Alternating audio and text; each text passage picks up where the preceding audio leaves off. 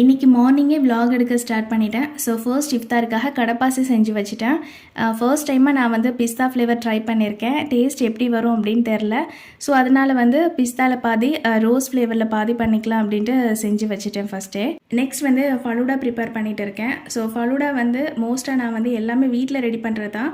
இந்த டைம் வந்து readymade mix இருந்துச்சு. ஸோ அதை வச்சு ட்ரை பண்ணலாம் அப்படின்ட்டு நான் பண்ணிகிட்டு இருந்தேன்.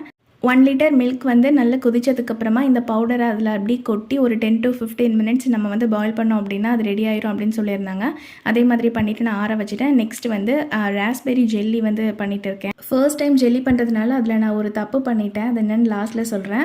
ஸோ இது ரெடி பண்ணி வச்சுட்டு நான் வந்து வாட்டர்மெலான் ஜூஸ் போட்டுட்டு இருக்கேன். ஒரு பெரிய மிக்ஸி ஜாரில் வாட்டர்மெலான் கட் பண்ணிவிட்டு கொஞ்சமாக mint leaf lemon juice add பண்ணிவிட்டு நல்லா பிளெண்ட் பண்ணி எடுத்துக்கணும். ஃபில்டர் பண்ணிவிட்டு அது கூடவே குட்டியாக கட் பண்ணி வச்சிருக்க வாட்டர்மெலான் ஆட் பண்ணிவிட்டு நான் ஃப்ரிட்ஜில் வச்சுட்டேன். என்ன தப்பு பண்ணேன் அப்படின்னா ஜல்லியில் நிறைய தண்ணி ஊற்றுனதுனால அது ஜல்லி ஆகலை, ஜூஸாகவே இருந்துட்டு.